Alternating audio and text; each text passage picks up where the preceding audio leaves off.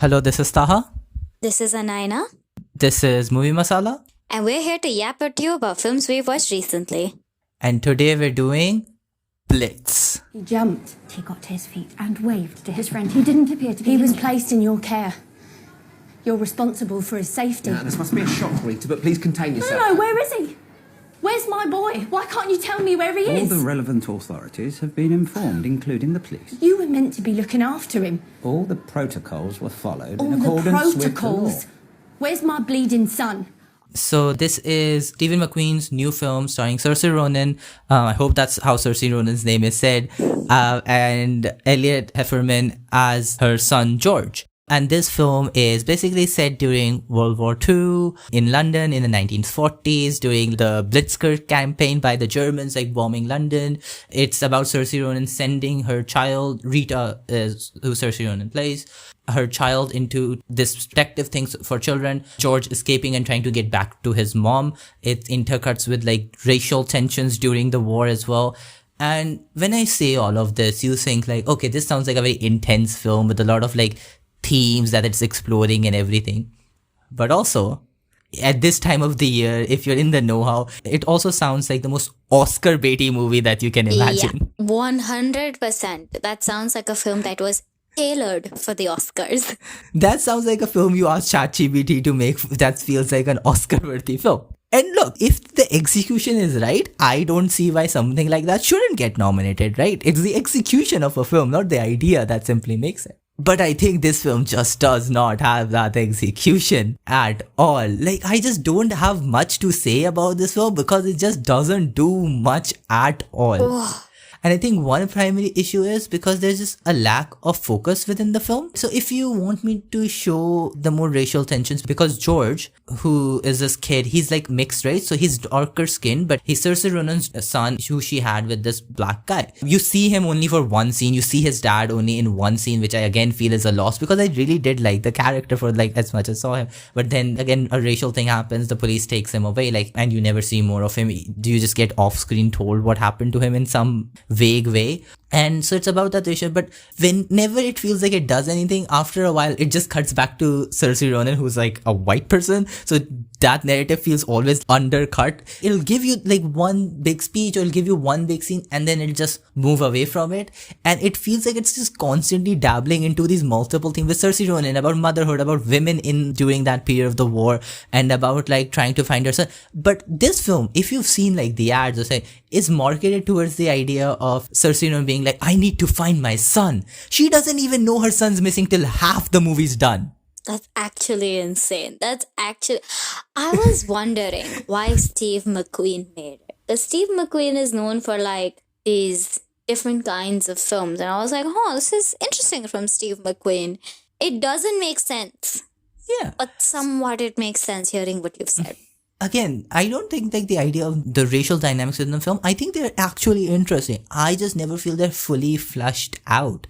I never feel like it's a cohesive narrative out of all of these. He made 12 Years a Slave. He knows how to show these things. He knows how to it's also written by him, I should add. And I feel, again, it's that thing of trying to focus on too much without focusing on anything properly that keeps happening because of this. So it was just hard to get invested into this film. Also, I also feel it's not as in-depth, cohesively built up because it keeps coming back to this lack of focus on anything. Nothing gets the time it needs to fully bake, fully develop, and fully flesh out. Neither the characters nor the story. So basically, he was trying to make an epic like 12 Years a Slave, but just couldn't. Yeah, so actually yes, because another like thing that's always happening in the background is you're seeing London as a whole during the Blitz. Like in that sense, like the whole of London's community feels like a character in its own right. I think that's a story we're telling as well of like London during the bomb and how people who are there are coming together, right? Because oftentimes it's either people who are on guard and patrolling and everything, which are the only men there, and mostly it is just women, children, old people mostly, right? And how are they like forming communities? I think it does do those things. In small scenes, this film does stand out oftentimes, but as a whole, all of those pieces just feels like well-made puzzle pieces that never really fit together cohesively. And I think that, again, undermines the whole thing. Yeah. Another thing I wanted to mention, which will be a bit mean, but I think some of the kid acting in this film is just not good. I think Elliott Heffernan, who plays the main character George, he's decently okay. It was fine. I'm not gonna be extremely critical about it necessarily. I think what he does is fine. I think it's also the writing there just feels oftentimes convenient in a sense, like things that need to happen will just happen too easily, or they never feels it happens dynamically or happens within how the story is going on its own. It often someone will say something that directly leads to the new thing. It's how can I make this happen? Or I'll just ask the character to dare him to do this. That makes sense, yes. I'm sure, but it just never feels like you developed it in any proper way to get there. You had this idea in mind and you kind of just cheated your way to it. And again, so sometimes the material, also sometimes just the dialogue feels a bit uncannily written. I don't know what people talked like in the 1940s necessarily, but all the time it feels like the dialogue is just servicing the plot rather than the characters themselves. And yeah, so again, Elliott Heffernan is good. Some of the kid acting is just not good. It's just too, hey, say this line and just say this emotion, but not really feeling that the kid themselves in that space necessarily. Fair enough, but that brings me to what I was going to ask you. I was going to ask, how is Saoirse Ronan's acting? Because she's been in so many films, and every film I've seen in, even if the writing is bad, her acting is what pulls it together. So yeah, I feel Saoirse Ronan is great. I just, again, coming back together, I just don't think there's enough material for her to really do something with. Because, like I said, you do feel like she is missing her son. That's true. But I can see that within Saoirse Ronan's performance, but I don't see where the plot is showing me more impacts of that necessarily. Again, there is impact of it. And Saoirse Ronan does make me she's very expressive. She is really, but I feel like it's hard for an actor to convey the situation around them if no one around them is also expressing that gravitas. So if you are very heard by a conversation, but the other person doesn't act at all, that is what the context of the situation, the other actor just feels a bit out of step as well. So oftentimes you see her missing her son and everything, but oftentimes I'm that was just underexplored. So again, one of my favorite scenes in this film is when she is with the father of her son, and that romance, I think that was very interesting. She does that there because I think that scene is well written, it's well done, so you can fully see Saoirse Ronan's acting capabilities on display. But oftentimes, again, she's grieving and everything and she's having fun, but I don't think she's just given enough to properly do it that you can fully get as much as you would like out of her. Yeah, fair enough. Yeah, it's such a nothing burger film in that way. I was yeah, it existed. Yeah, last thing I want to come back to, which was so confusing to me as why they did this, which was the editing at parts. And I was just astounded by some of the editing choices they made. Not only some hard cuts to flashbacks which just confuse you, because again, this is a period piece, so you want, you either do fades or some several, which sometimes just was confusing, which I can ignore, which I'm fine with. It's sometimes, so an early example is George is trying to catch this moving train and try and open this door. And you can see him struggling to get up and open that door. Immediate cut, he's opening the door and climbing in. I'm the entire point of that scene was to show his struggle. If you just hard cut to him solving that problem, what was the point of that? You see hard cuts happen and characters do things that you wonder how they would done. But that's character travel from A to B and there's 50 ways he could have traveled there, so it doesn't matter how he got there.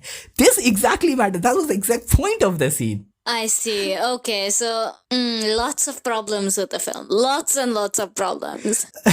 Under the editing thing, and this is a spoiler, in the very end, George is in this underground tube tunnels in London Bridge actually, and there's a flooding happens. I don't know how that level of flooding happened, but a flooding happens, and you can see one of the characters be hey, you're small, maybe you can fit through and get asked for help. So you see him underground struggling to breathe, and water is coming in, people are scared. What is going to happen? How is he going to get out? How is he going to get help? Hard cut to Saoirse Ronan struggling and then crying for her son and everything. Next scene, you expect them to go back. Again, this was still a very jarring pace thing to cut from something so intense happening to Saoirse Ronan's solemn, sad moment. It's just not, the pacing just fully falls down. And both scenes are fine in their own right. Just together, you should not cut them together. So he does this, hard cut to Saoirse Ronan. Next cut, when you come back, you just see him on the bed of a stranger and the stranger tells everyone, oh, you saved so many people. How did he do this? How? You didn't show it to me at all. And it does small things like this first, and where sometimes it's oh, this bomb is gonna crash, and it just shows you the plane. why didn't you show me the actual thing that I was hoping for?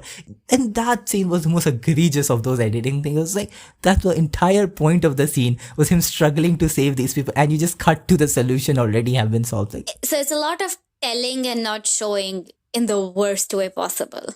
yeah, it is exactly that. It is not showing in the most biggest thing to show. Yeah, as in the end, I was like, this feels like a film you asked ChatGPT to make to get you an Oscar, and then you just completely stumble on so many points of execution that could come together, actually make a really decent film with the things you want to talk about.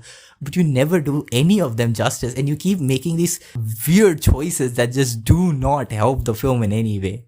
Yeah, that's my thoughts. Fair enough. Fair enough. Yeah, that was our episode on Blitz. It's on Apple TV if you still want to watch it. Again, we're not here to make you decide necessarily what. But yeah, that was our thoughts. Thank you for tuning in. This episode is produced solely by us. Musical assets from Pixabay. Thank you for watching, and see you again next time. Bye.